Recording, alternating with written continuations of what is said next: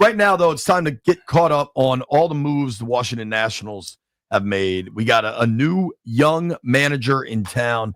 Helping us make sense of everything is our friend, Mr. Mark Zuckerman from MASN Sports. Zuck, how you doing, dude? Hey, guys. How's it going? Good, man. How you feeling, Mark?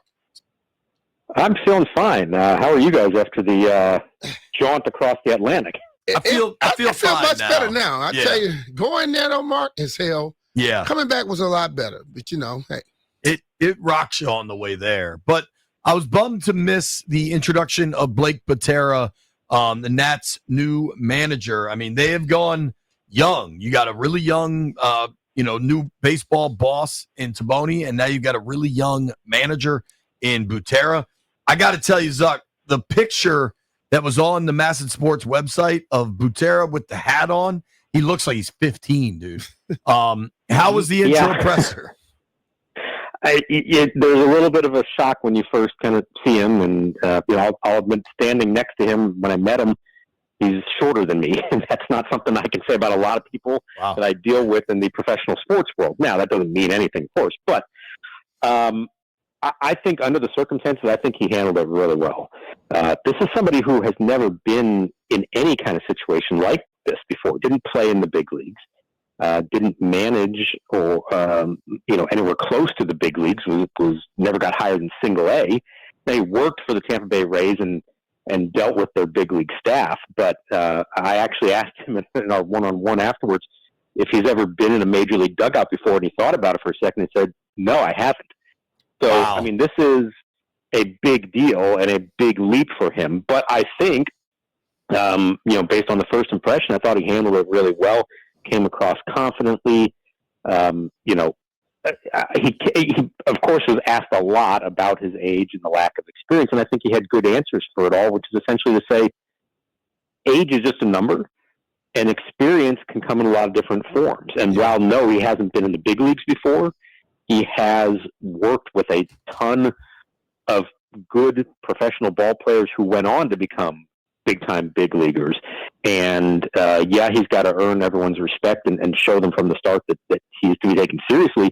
But I think once he gets over that hurdle, he feels like, and the organization feels like, he's going to get his message across, and they're going to come to respect him. Well, I guess, if you have any level of experience in managing people, that's probably all you need.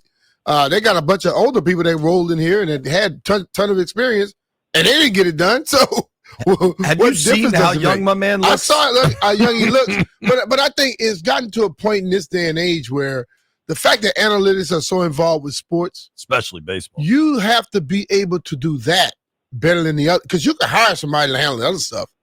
I've watched in all facets of professional sports, the head coach always hires somebody that's bad as hell below him that can run things for him.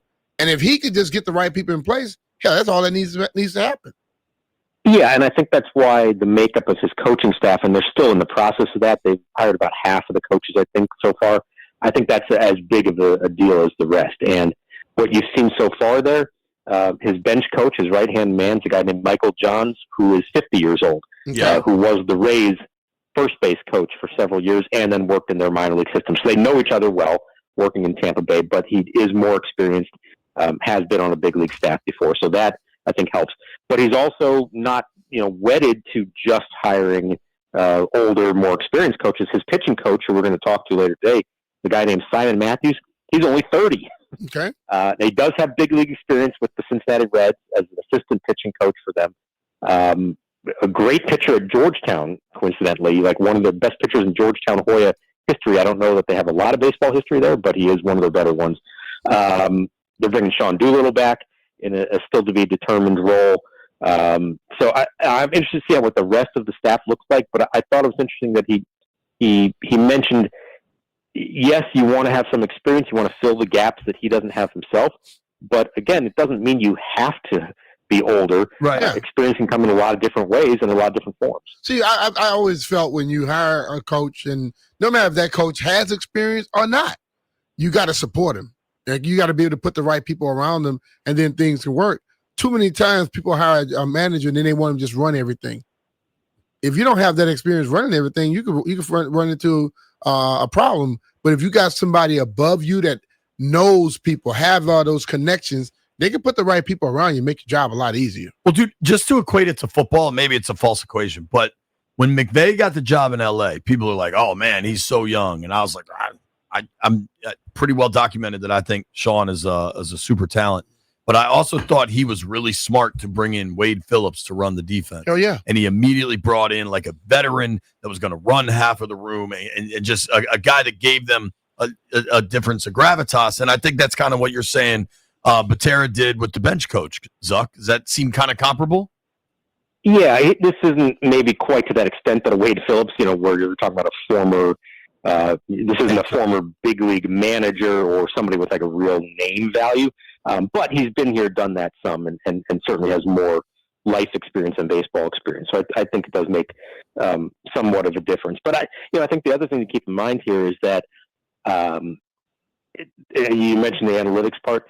There's going to be a lot more collaboration, I think, between the front office and the coaching staff. And just because somebody is not maybe designated as part of the official big league coaching staff doesn't mean they aren't going to have a say in things. Gotcha. And this may be a broader group of people ultimately that is putting together a game plan and working with these players to get them ready for the game that night.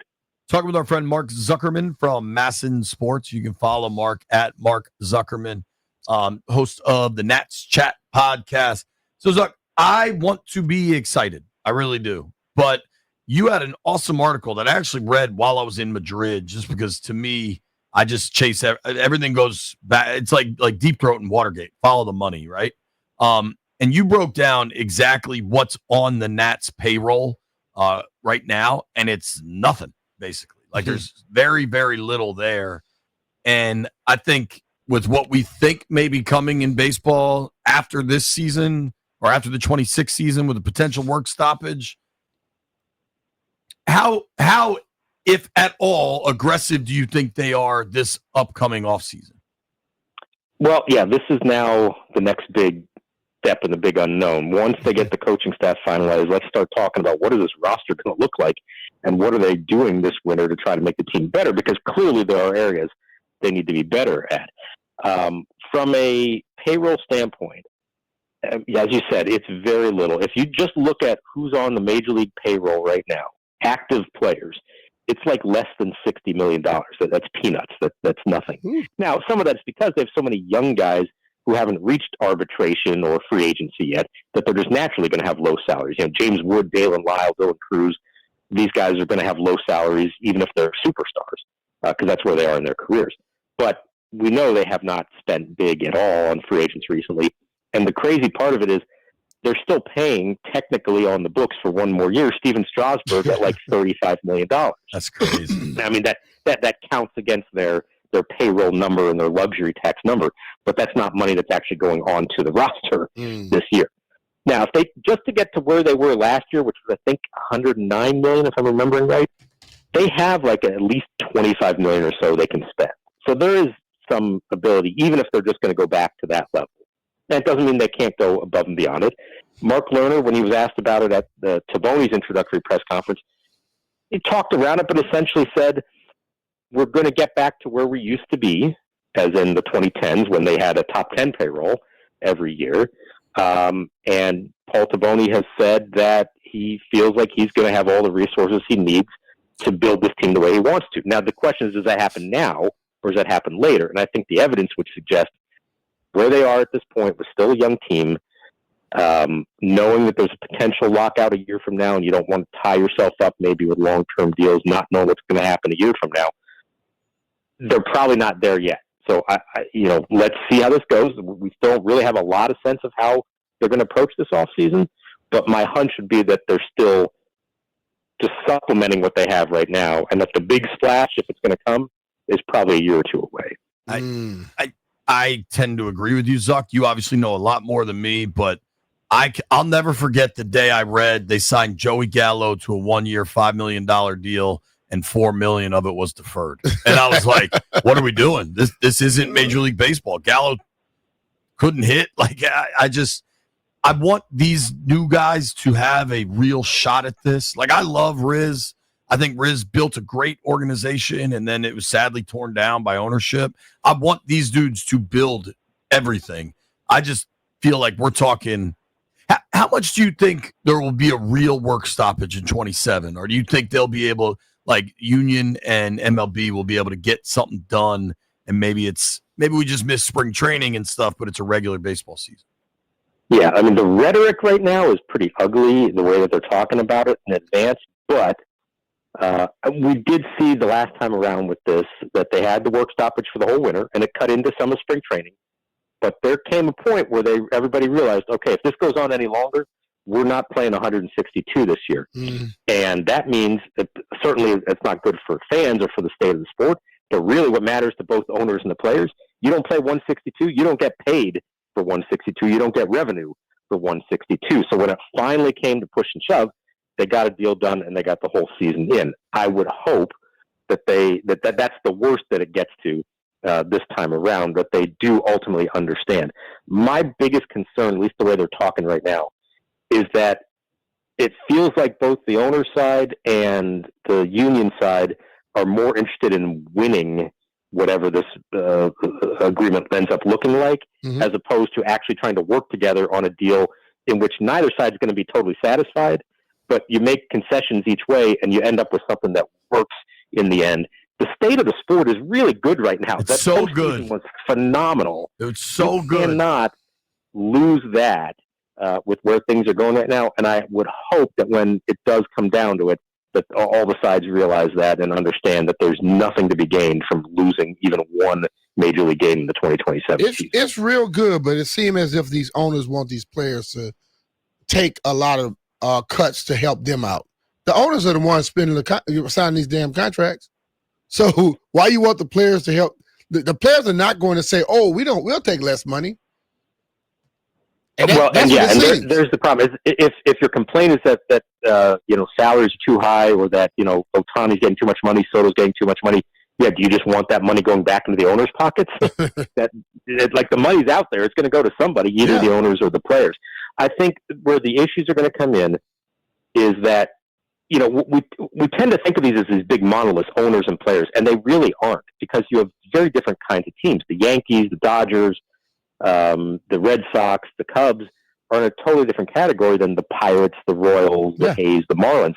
And that's where you're starting to hear talk about a salary cap in an attempt to help the smaller markets, in theory, have a better chance. Now, if that argument's going to fly, I don't know, or not. And the players have always said, no, we won't do a salary cap that goes all the way back to the 90s. Yeah. But the other thing with the players is they're not all the same either. And this, to me, the most fascinating part of the last CBA 5 years ago was that the executive board of the players union did not want to agree to the final deal that was on the table. And it was the rank and file players that overruled them and said, no, we need to play. Well, you know why? Because they got to get their money. The top guys, the Max Scherzers, they're set for life. They can afford to lose a season. The guys who are, hey, this might be my one chance to be in the big leagues this year, they weren't going to blow that, and they overruled them. So I thought that was instructive, that it's not just about the big name players. There are hundreds and hundreds more of guys who need to play and are probably willing to sacrifice a little more than the big time guys are. Zuck, we appreciate your time, dude. Thank you.